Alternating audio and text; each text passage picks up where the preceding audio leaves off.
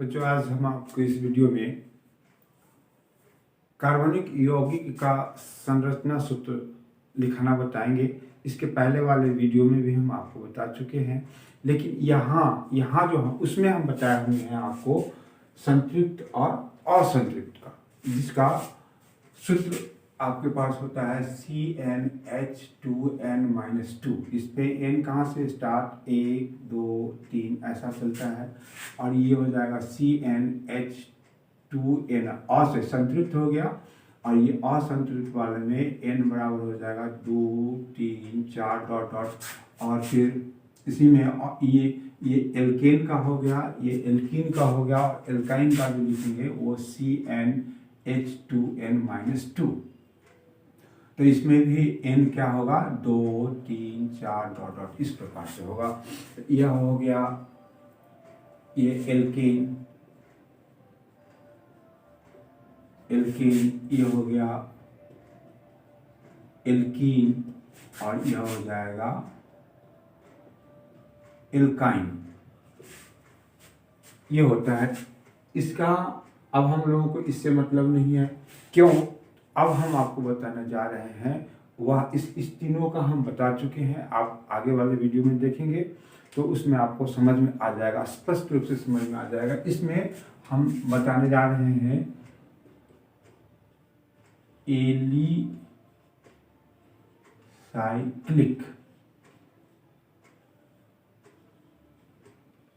Hydrocarbon, और दूसरा होगा एरोमेटिक। ये पहला हो गया, एरोमेटिक हाइड्रोकार्बन।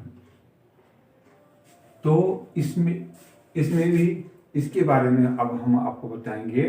तो एलिसाइक्लिक हाइड्रोकार्बन वैसे हाइड्रोकार्बन को कहते हैं जिसका गुण संतृप्त और असंतृप्त हाइड्रोकार्बन के गुण के समान होता है, लेकिन इसकी संरचना सूत्र जो होती है वह उसमें कार्बन की जो संरचना होती है, कार्बन एक बंध श्रृंखला में होते हैं, वलय के रूप में होते हैं, और कार्बन की संख्या वहाँ 3 से स्टार्ट होती है।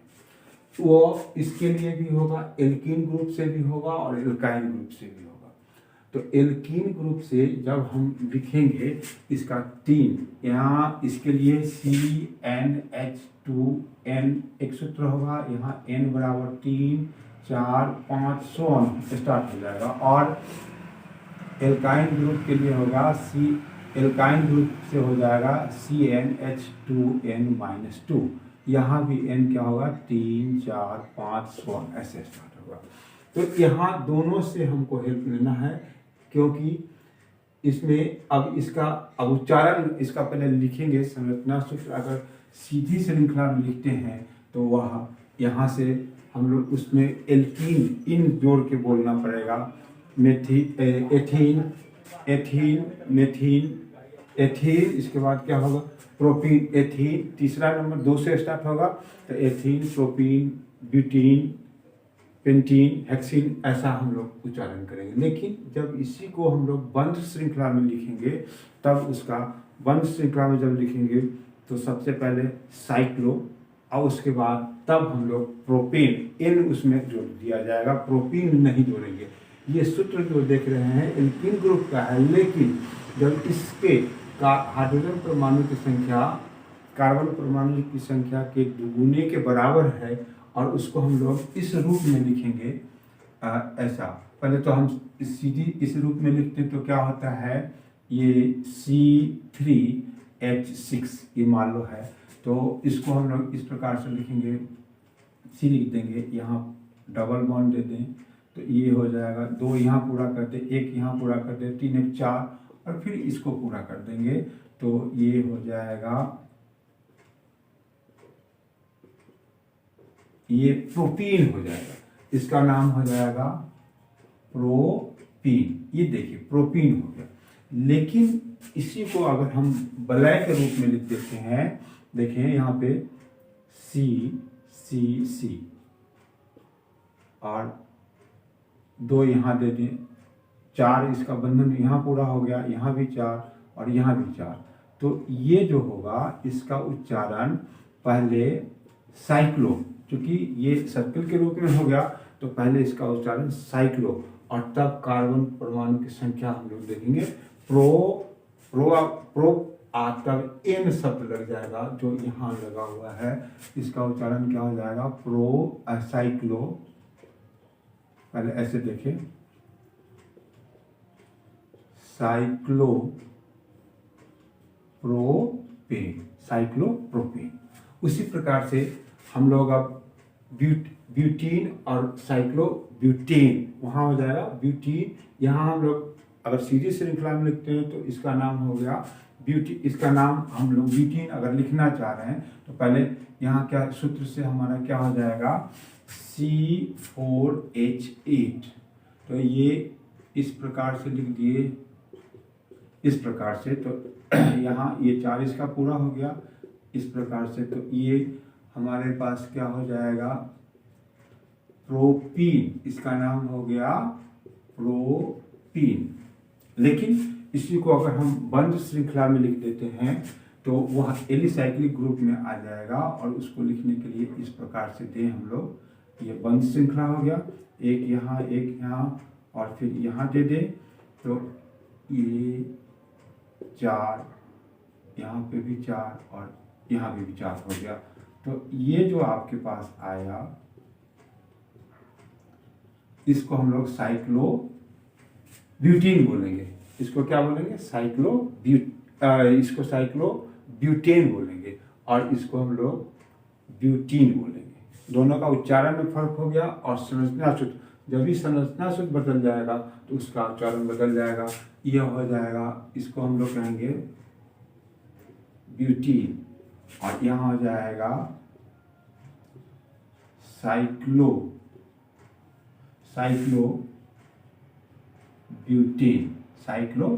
तो अभी आप किसका सीखे, साइक्लोप्रोपेन, साइक्लोब्यूटेन। अब हम आपको बताने जा रहे हैं साइक्लोपेंटेन।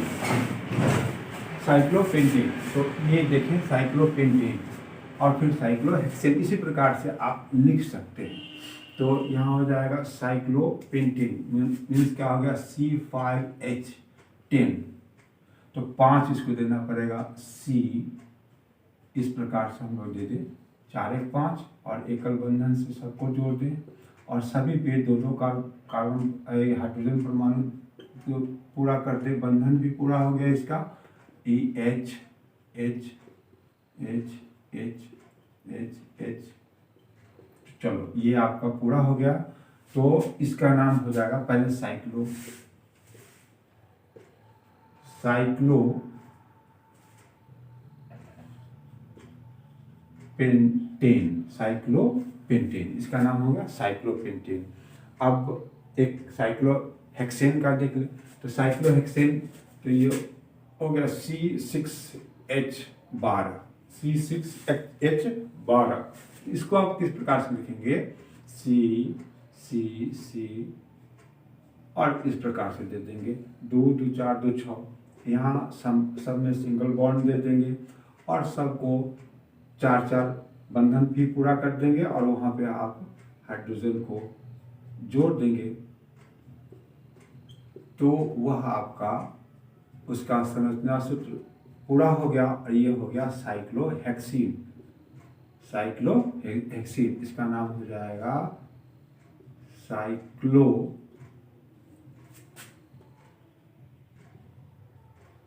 साइक्लोहेक्सीन। इस प्रकार से इसको हम लोग तैयार कर लिए। क्या क्या, तो साइक्लोप्रोपेन, साइक्लोब्यूटेन, साइक्लोपेंटेन और साइक्लोहेक्सेन। अब हम लोग इसका एल्काइन ग्रुप से अगर हम उसका लेते हैं सूत्र, उसके सूत्र का उपयोग करते हैं, तब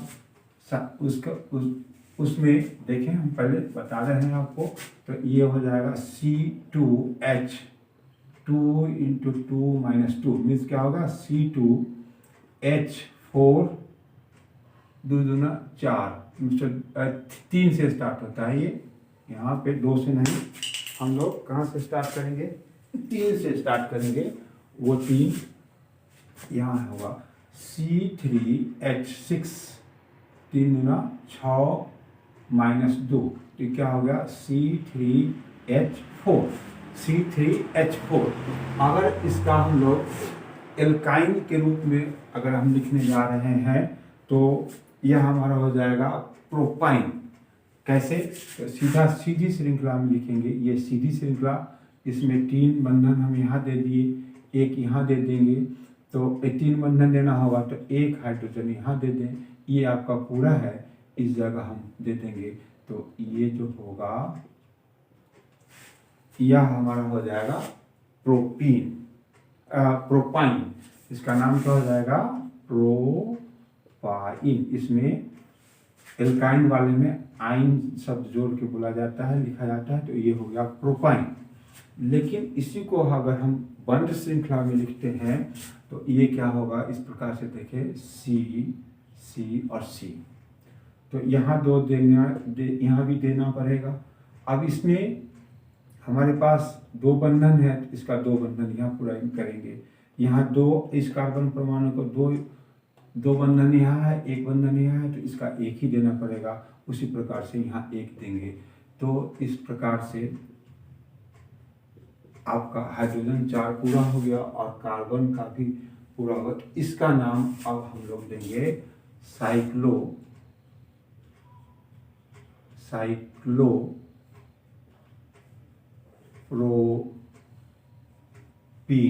साइक्लोप्रोपीन। इसका नाम क्या देंगे? साइक्लोप्रोपीन। अब हम लोग लिखने जा रहे हैं साइक्लोब्यूटीन। तो देखिए, इसमें इसका उच्चारण है, एल्कीन ग्रुप का यहाँ उच्चारण हो रहा है साइक्लो, तो इस प्रकार से अब हम देखें साइक्लो, ये 4, तो 4 दूना 8 में से 2 घटेगा, तो यहाँ पे कितना हो जाएगा? 6।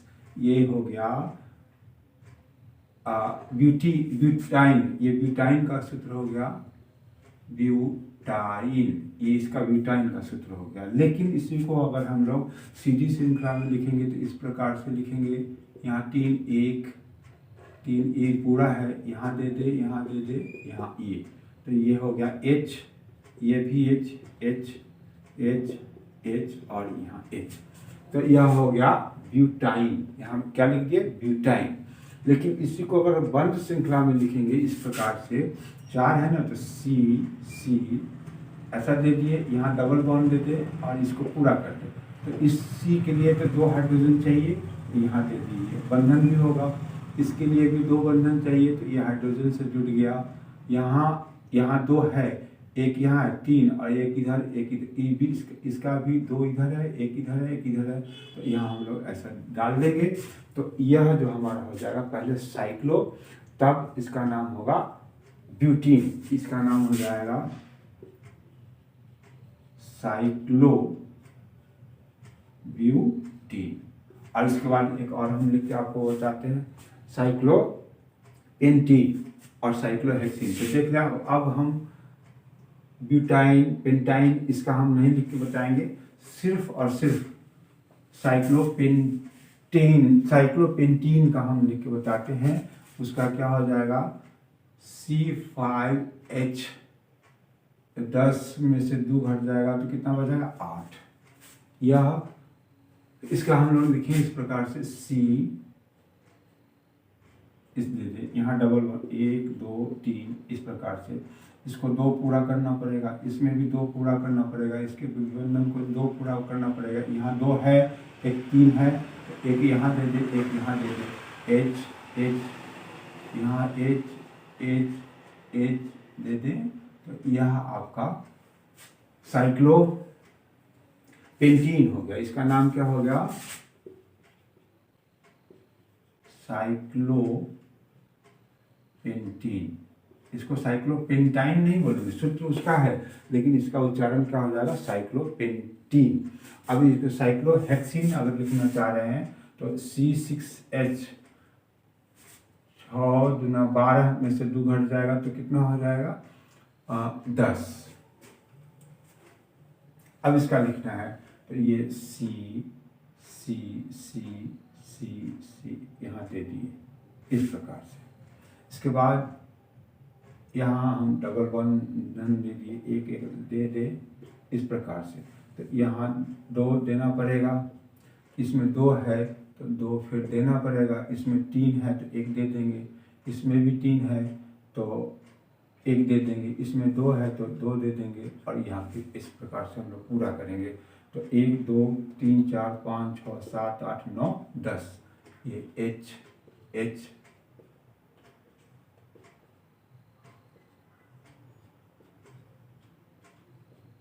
देखिए, तो सभी में तो इसका नाम हो जाएगा साइक्लोहेक्सीन। तो इस प्रकार से हम लोग क्या किए कि एलिसाइक्लिक हाइड्रोकार्बन का जो हमारे पास किस प्रकार से संरचना सूत्र लिखना है ये हम आपको बता दिए। अगर एल्कीन ग्रुप से लिखना है तो उसका उच्चारण साइक्लोपेंटेन, उसमें एन शब्द आ जाएगा, साइक्लोपेंटेन, साइक्लोहेक्सेन, साइक्लोप्रोपेन और 3 से चालू होगा। और अगर एल्काइन ग्रुप से लिखेंगे ये इसका होगा तो उसमें हम लोग उसका उच्चारण साइक्लोप्रोपीन, साइक्लोब्यूटीन, साइक्लोहेक्सीन इस प्रकार से। जैसे ये साइक्लोहेक्सीन का सूत्र हो गया, ये हो गया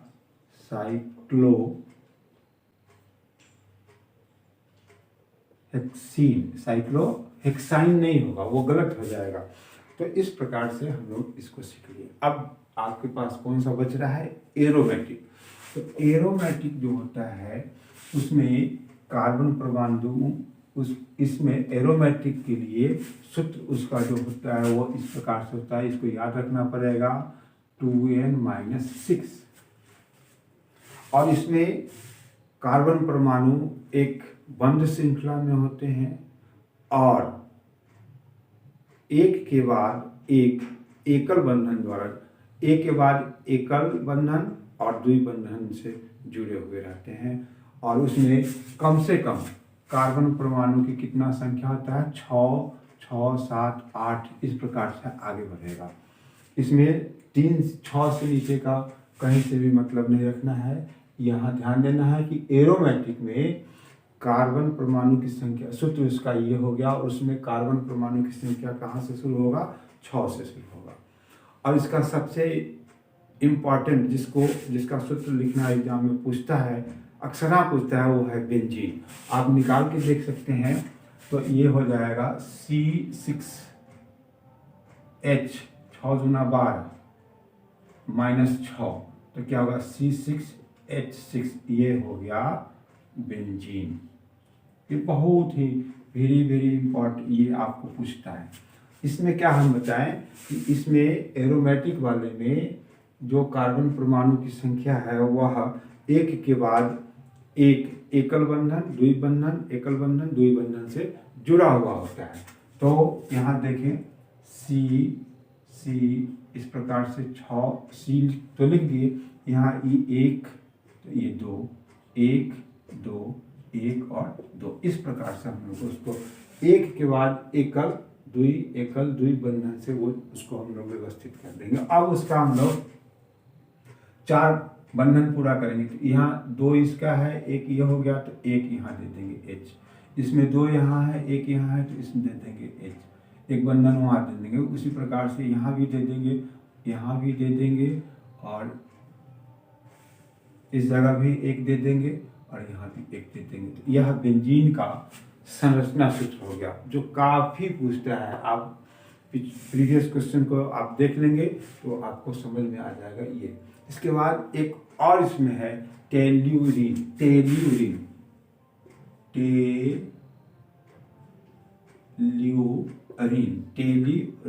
ये है आपका 7 नंबर से C7। यहाँ पे हम लोग क्या करें, यहाँ पे C7 से स्टार्ट करें। C7 तो ये हो जाएगा 7 × 14 में से 6 घट जाएगा तो कितना आ जाएगा? 8।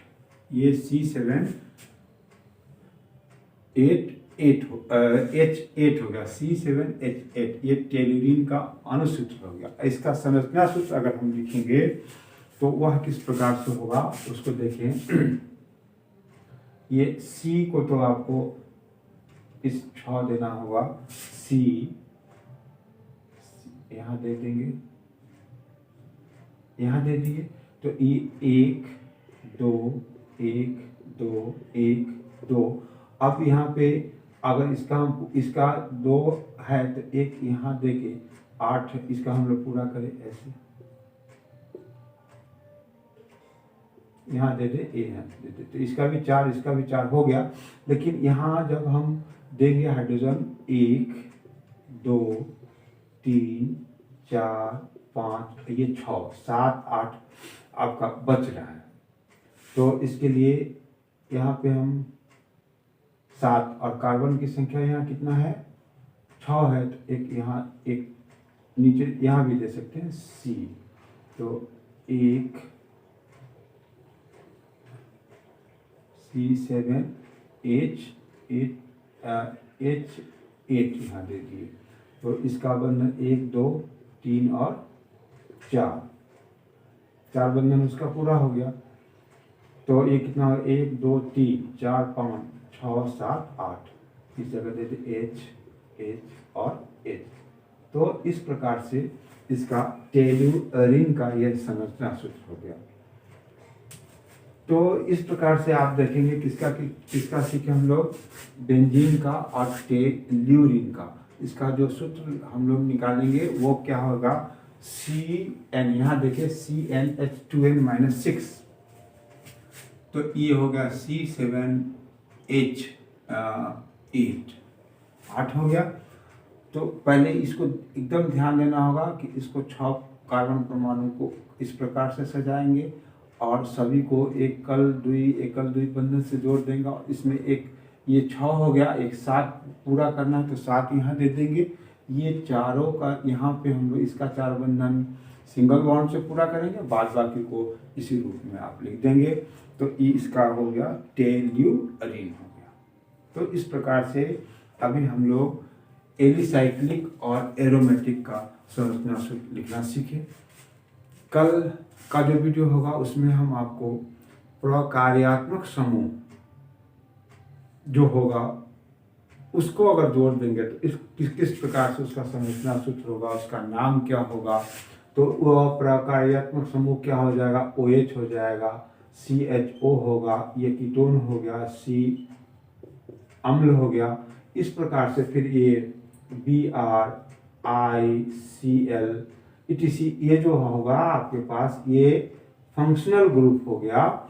इसको जब हम उसमें लाएंगे तो किस प्रकार से इसका संरचना सूत्र होगा और इसके लिए कैसे हम लोग बनाएंगे, इसको हम लोग विस्तृत रूप से आगे के वीडियो में देखेंगे।